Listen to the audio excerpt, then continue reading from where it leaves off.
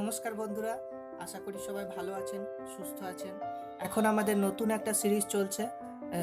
আমরা বিভিন্ন জনপ্রিয় বাংলা গানগুলোর মুখরাগুলো স্বরলিপি ছাড়া বাজাতে শিখছি। এই সিরিজ কিন্তু আমাদের চলছে, কিন্তু আমাদের বাঁশি শিক্ষার আজকে অন্য একটি বিষয় আমরা আলোচনা করতে চলেছি, সেটা হচ্ছে বাঁশি রক্ষণাবেক্ষণ। বন্ধুরা, বাঁশি আমরা কিনি ঠিকই, কিন্তু সঠিকভাবে রক্ষণাবেক্ষণ করা হয়ে ওঠে না, বা আমরা করি না। কিন্তু বাঁশির সঠিকভাবে রক্ষণাবেক্ষণ অবশ্যই করা উচিত। আমরা ভালোবেসে সবাই বাঁশি শিখতে এসেছি, ভালোবেসে বাঁশি বাজাই, তাই যে জিনিসটাকে আমরা ভালোবাসি তার তো অবশ্যই যত্ন নেওয়া উচিত। তো বাঁশি শিক্ষার ক্ষেত্রে আজকে আমরা শিখব বাঁশিতে কিভাবে তেল লাগানো হয়, বাঁশি কিভাবে রক্ষণাবেক্ষণ করানো হয়। তো বাঁশির ক্ষেত্রে মূল যে বিষয়টা প্রভাব ফেলে বাঁশি রক্ষণাবেক্ষণের ক্ষেত্রে, সেটা হচ্ছে টেম্পারেচার এবং বাতাসে আর্দ্রতার পরিমাণ। অর্থাৎ আমরা দেখেছি শীতের সময় বাতাসে আর্দ্রতার পরিমাণ অনেক কমে যায়, অথবা গ্রীষ্মের সময় যদি বাতাসে আর্দ্রতার পরিমাণ না থাকে, অতিরিক্ত টেম্পারেচারের জন্য একটা রুক্ষ ভাব চলে আসে। তার ফলে বাঁশির যে বাঁশের তৈরি হয়, সেই বাঁশের মধ্যেও একটা রুক্ষতা দেখা যায়, এবং এই রুক্ষতার জন্য বাঁশিতে অনেক সময় ক্র্যাক পর্যন্ত হতে পারে। তাই আমরা বাঁশির রক্ষণাবেক্ষণের জন্য সেক্ষেত্রে আমরা বাঁশিতে অয়েলিং করব। সে অয়েলিং করার পদ্ধতি কিভাবে আমরা করব সেটা আমরা দেখে নিই বন্ধুরা।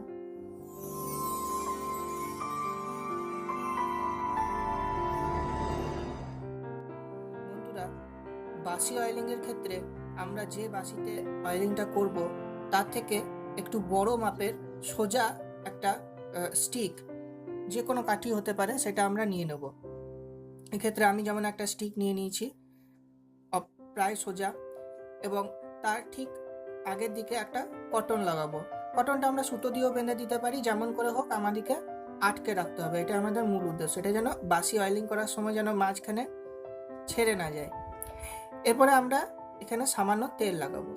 কি তেল লাগাবো বন্ধুরা? আমি রেকমেন্ড করব যে কোনো ভোজ্য তেল, যে তেলগুলো আমরা খাই সেই তেলগুলো আমরা লাগাতে পারি। যেমন সরষের তেল হতে পারে, রাইস ব্র্যান অয়েল হতে পারে, সানফ্লাওয়ার অয়েল হতে পারে।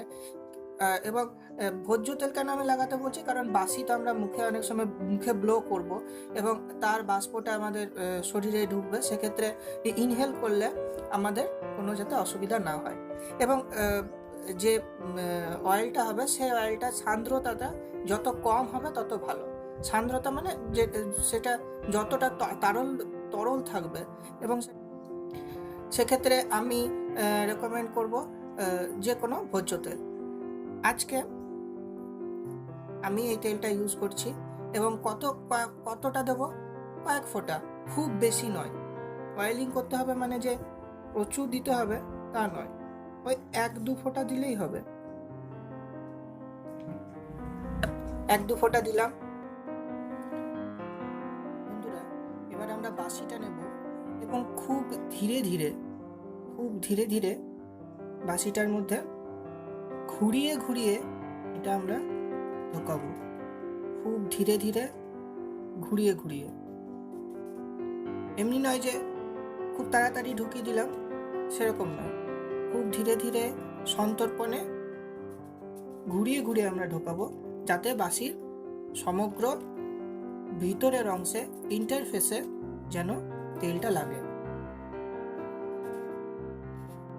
বন্ধুরা, ইন্টারফেসে আমার তেল লাগানো হয়ে গেছে। এরপরে আমরা অল্প পরিমাণে তেল নিয়ে এই যে ফাঁকগুলো আপনারা দেখছেন, ফাঁকের যে ভিতরের ধারগুলো, এই যে ভিতরের ধারগুলো যেগুলো দেখছেন, সেগুলোতে সামান্য লাগাবো।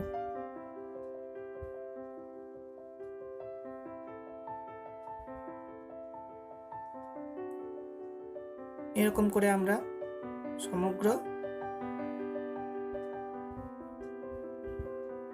হোলগুলোর ইন্টারফেসে অয়েলিং করব। এরকম ভাবে আমরা হোলগুলো আছে সেই হোলগুলোর ধারে ধারে অয়েলিং করব।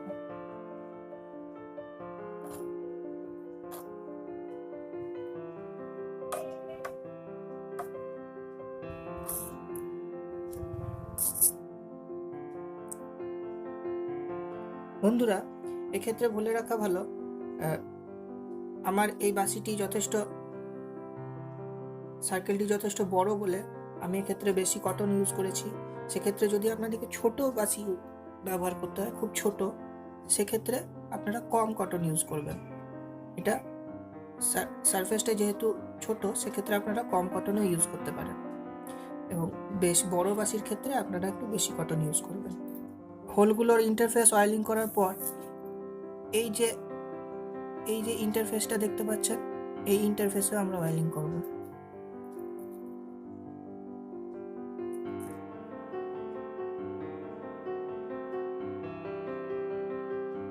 খুব সন্তর্পণে।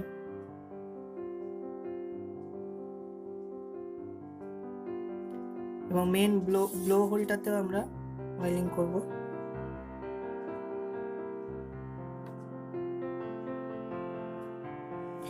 এভাবে সমস্ত হোলগুলো যখন অয়েলিং করা হয়ে যাবে, আমরা খুব সামান্য অয়েলিং বাইরের সমগ্র অংশটাতে করে নেব। এবার বাঁশিটাকে অয়েলিং করার পর, সমগ্র বাঁশিটা অয়েলিং করার পর আমরা বাঁশিটাকে বেশ কয়েক ঘন্টার জন্য রেখে দেব। এবং রাখার সময় আমরা বাঁশিটিকে কখনোই আড়াআড়ি বা অনুভূমিকভাবে রাখবো না, আমরা বাঁশিটিকে উলম্বভাবে রাখবো। যেখানে রাখবো আমরা বাঁশিটিকে এরকমভাবে উলম্বভাবে রাখবো।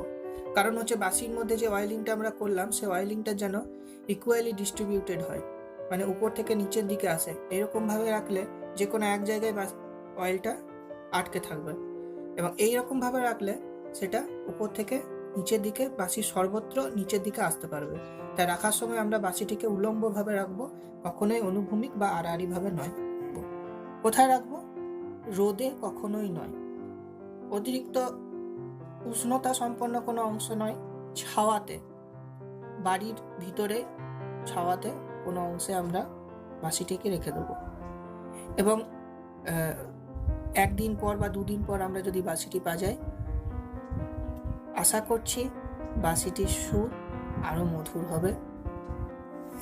ধন্যবাদ বন্ধুরা। আমাদের যে সিরিজটা চলছে, সেই সিরিজটা কিন্তু অবশ্যই চলছে। চ্যানেলের পাশে থাকুন।